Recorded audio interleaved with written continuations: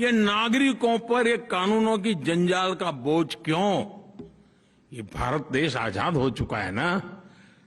देश मोदी का नहीं है, देश 130 करोड़ नागरिकों का है।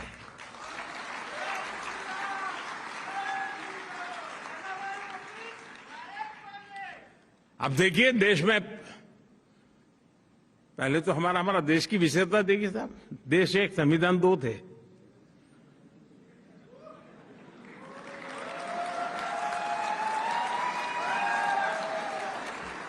क्यों इतनी देर लगी? पुराने जमाने में कहते थे ट्यूबलाइट।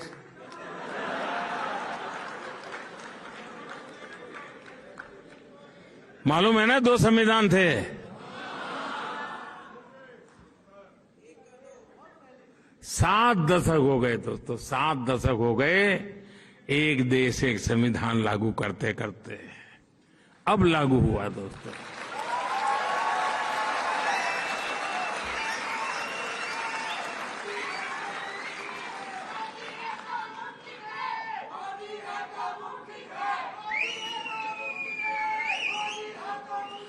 गरीब को राशन कार्ड दोस्तों, अगर वो जबलपुर में रहता है, राशन कार्ड वहां का है, और अगर मजबूरन उसको जयपुर में जाना पड़ा जिंदगी गुजारने के लिए, तो वो राशन कार्ड काम नहीं आता था।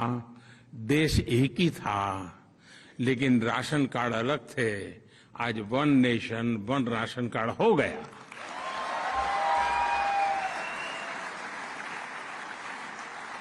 पहले कोई देश में इन्वेस्टमेंट करने आता था, गुजरात में जाता था तो एक टैक्सेशन, महाराष्ट्र जाता था दूसरा टैक्सेशन, बंगाल में जाता था तीसरा टैक्सेशन।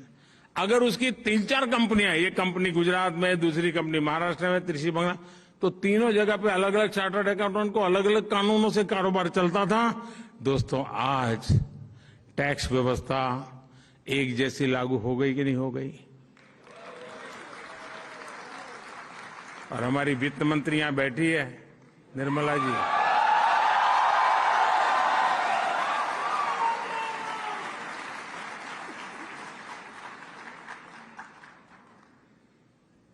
अप्रैल महीने में क्या हुआ मालूम है ना? जीएसटी का रिकॉर्ड कलेक्शन हो गया है, 1,68,000 rupees, 1,68,000 crore. One nation one tax की दिशा में ये मजबूती के साथ हुआ कि नहीं हुआ दोस्तों? साथियों, मेक इन इंडिया आज आत्मनिर्भर भारत का ड्राइविंग फोर्स बन रही है। आत्मविश्वास से भरा भारत आज प्रोसेस ही आसान नहीं कर रहा है, बल्कि प्रोडक्शन लिंक इंसेंटिव से इन्वेस्टमेंट को सपोर्ट भी कर रहा है। इसका बड़ा प्रभाव भारत से होने वाले एक्सपोर्ट पर भी दिख रहा है। अभी कुछ दिन पहले हमने $400 बिलियन एक्सपोर्ट का रिकॉर्ड तोड़ दिया। अगर हम गुड एंड सर्विसेज को देखें तो पिछले साल भारत से $670 बिलियन यानी करीब करीब 50 लाख करोड़ रुपए का एक्सपोर्ट हुआ है। आंकड़ा देख करके हाथ जम गए क्या?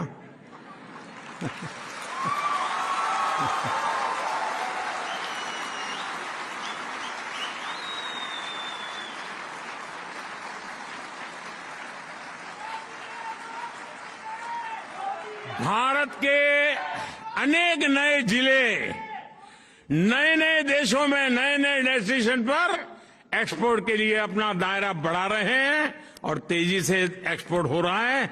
और उसका एक मजा भी है, जो आज देश में बन रहा है ना, जीरो डिफेक्ट जीरो इफेक्ट के मंत्र से लेकर के चल रहा है कि प्रोडक्शन की क्वालिटी में डिफेक्ट नहीं है और प्रोडक्शन में एनवायरमेंट पर कोई इफेक्ट नहीं है।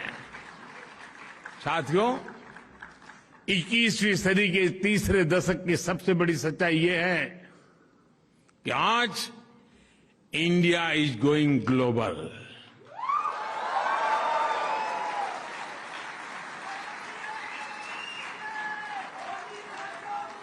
कोरोना के इसी काल में भारत ने 150 से ज्यादा देशों को जरूरी दवाइयां भेजकर अनेकों जिंदगियां बचाने में मदद की है।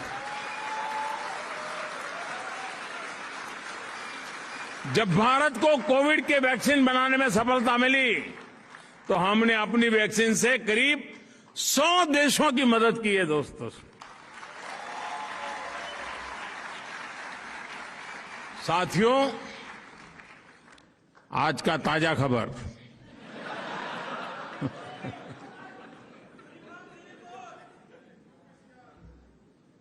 रुकावट के लिए खेद है।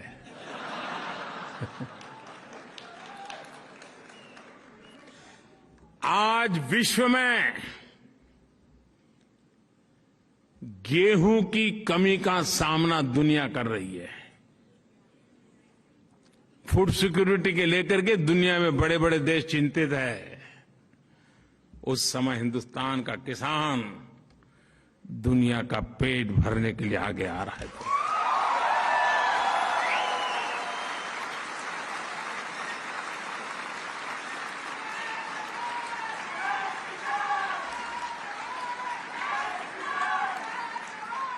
साथियों, जब भी मानवता के सामने कोई संकट आता है तो भारत सॉल्यूशन के साथ सामने आता है। जो संकट लेके आते हैं, संकट उनको मुबारक, सॉल्यूशन लेकर के हम आते हैं, दुनिया का चाय जयकार हो जाता है।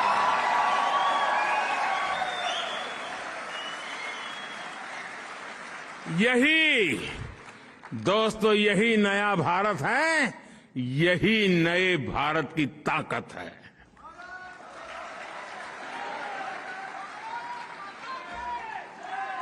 आप में से जो लोग वर्षों से भारत नहीं गए हैं,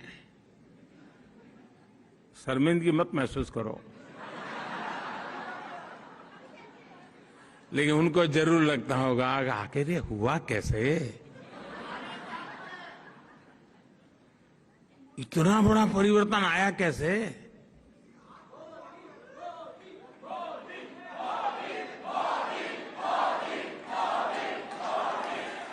जी नहीं साथियों, आपका आंसर गलत है।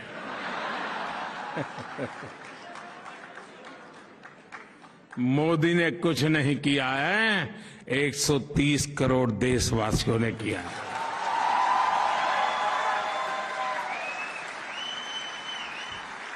साथियों, ग्लोबल होते भारत में आपका योगदान भी बहुत होने वाला है, अहम होने वाला है।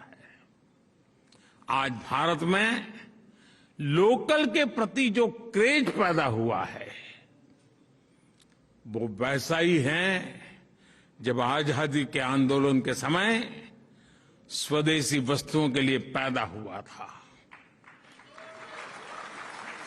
अरसे तक हमने देखा कि लोग ये बताया करते थे कि ये चीज हमने उस देश से खरीदी है, ये चीज उस देश की है, लेकिन आज भारत के लोगों में अपने स्थानीय उत्पादों को लेकर के गर्व की नई अनुभूति आई है। आपको भी पता होगा, आज से 20 साल 10 साल पहले जब आप घर चिट्ठी लिखते थे कि मैं फलानी तारीख को आ रहा हूं, तो फिर घर से चिट्ठी आती थी, आते समय ये ले आना। आज जब जाते हो तो घर से चिट्ठी आती है कि यहां सब मिलता है, मत लाना।